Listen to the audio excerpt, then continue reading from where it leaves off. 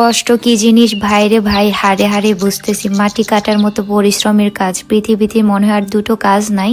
তো কচু চাষের জন্য কিভাবে মাটি কাটা হয় আর পাহাড়ি মেয়েরা সবাই দল বল বেঁধে কিভাবে একসাথে কাজ করে থাকে, সেটাই আজকে আপনাদের সাথে শেয়ার করতে আসলাম। সো আপনারা বিরক্ত হবেন না, শেষ পর্যন্ত দেখতে থাকুন, আশা করছি আপনাদের ভালো লাগবে। হ্যালো গাইস, আজকে আমরা মাটি কাটতে আসছি। এখানে হচ্ছে কচু বাগান করা হবে, তাই আগে মাটি কাটতে হবে। আগে জঙ্গল কাটা হয়েছে, জঙ্গল কাটা শেষ করি মাটি কাটা কাজ শুরু করে দিলাম আজকে। গতকালকে থেকে শুরু করা হয়েছিল, গতকালকে আসতে পারি নাই আমি, আজকে আসছি।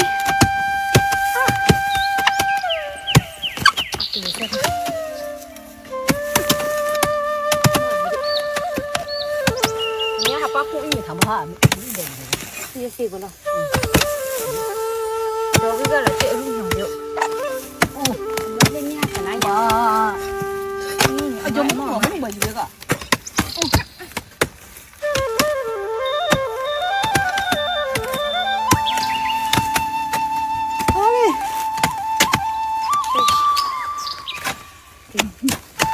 나리 이거 나리. 라신 해감 다 나봐 hil리자. 우리를 벌써 샵 랄랄 হয়ে গেছে।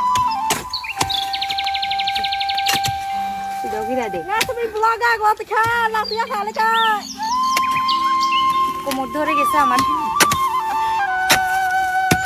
অনেক কষ্ট হচ্ছে। কাজ করতে করতে সবাই একদম টায়ার্ড হয়ে গেছে, সবার থেকে তো আমি একটু বেশি টায়ার্ড হয়ে গেছি। দেখতেই পাচ্ছেন আমার পুরো অবস্থা খারাপ হয়ে গেছে, হাটের 12টা বেজে গেছে।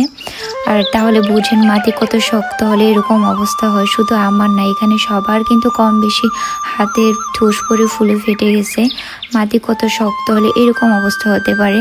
মাটি কাটার মতো কষ্টের কাজ পৃথিবীতে মনে হয় আর কোনো কাজই নাই, আমার যেটা মনে হয়।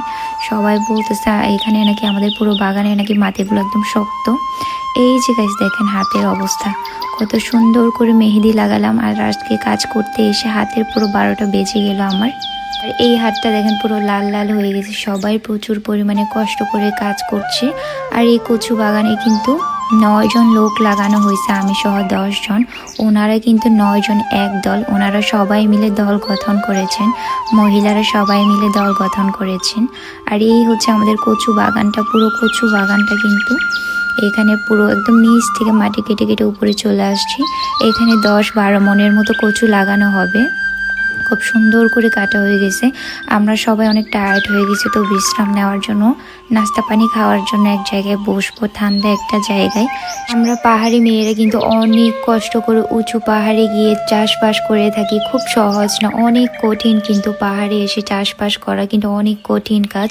দূর থেকে অনেক ভালো লাগে দেখতে, কিন্তু কাজটাকে এসে অনুভব করে দেখেন কষ্ট কী জিনিস বুঝতে পারবেন। আর সবাই স্ট্রং নয়, স্ট্রং না হলে স্ট্রং হতে হয়, পেটের দায়ে কিন্তু সবাইকে স্ট্রং হতে হয়। আর স্ট্রং না হলে সবাই তো আর না খেয়ে থাকবে না। যাই হোক, সবাই এখন বসে একসাথে মিলেমিশে বসে বসে নাস্তা করছে শান্তি মনে।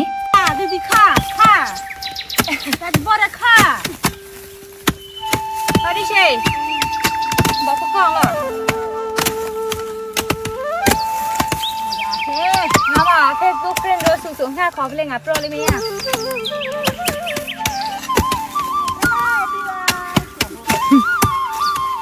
গাইস, আমরা বেডি মানুষের দল, বুঝছেন? আপনাদের যদি প্রয়োজন হয় কমেন্ট করে জানাবেন, পাঠাই দিব কাজের জন্য সবাইকে।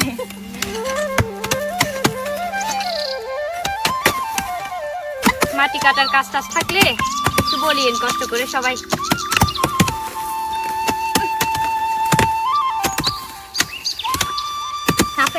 Rung baru nih, mau pergi. Kamang yuk, nak bagus sih gitu loh. Sih, tahu dong, sih. Apa kata lu ketua merah, apa ketua merah? Nih saya. Orang lanjut ke kita, lanjut ke tempat ini. Nguru dah kami baru lanjut ke sana. Nguru dah kami oke lanjut ke sana. Kurang aja orang. Lanjut. Kurang aja camera bawa.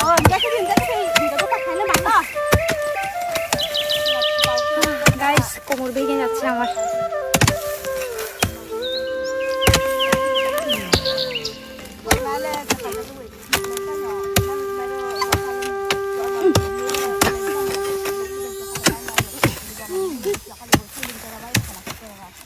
মাথার ঘাম পায়ে ফেলে কাজ করতেছি।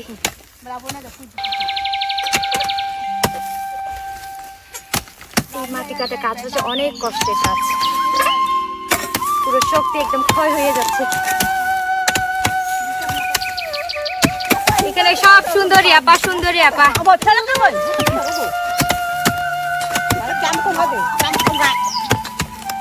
বেডি মানুষের দল মানে অনেক ডেঞ্জারাস। বেডি মানুষটা সব কিছুই পারে। এই যে ছেলেদের কাজ আমরা করতেছি, মেয়েরা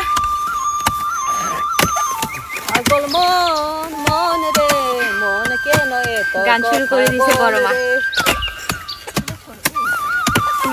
কাজের মধ্যেও মনটাকে সবসময় ভালো রাখতে হয়, ফ্রেশ রাখতে হয়।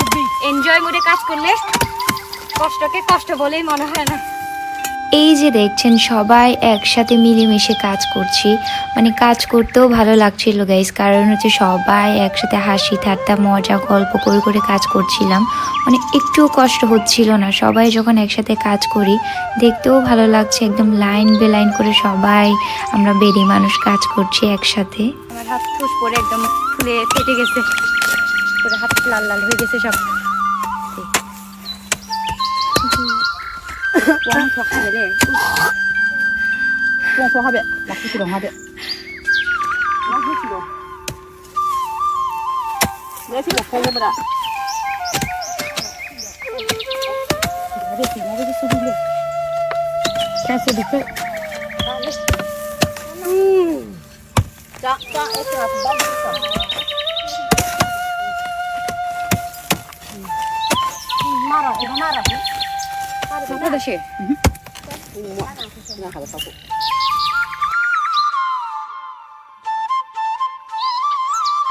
প্রচণ্ড পরিমাণের কষ্টের কাজ হচ্ছে এই মাটি কাটার কাজ। আমার যেটা মনে হয় অনেক কষ্ট হয় কিন্তু এই মাটি কাটার কাজ। যদি আবার মাটি শক্ত হয় তাহলে তার কোনো কথাই নাই। দেখতেই পারছেন আমার পুরো হাতগুলো ফুলে ফেটে গেছে, একদম ঠোস পরে ফুলে ফেটে গেছে।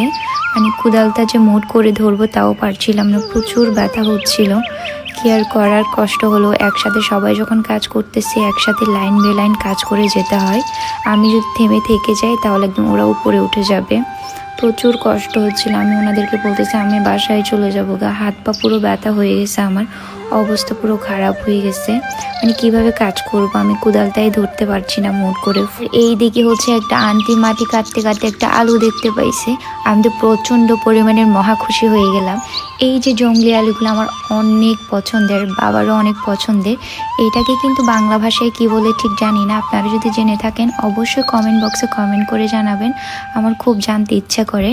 আর মারমা ভাষায় এটাকে বলা হয় যে সাঁপমরাও, নাপ্পি দিয়ে রান্না করে খাওয়া হয় কিন্তু এটা, মানে যেটাকে বলা হয় সিদ্ধ করে খাওয়া হয়।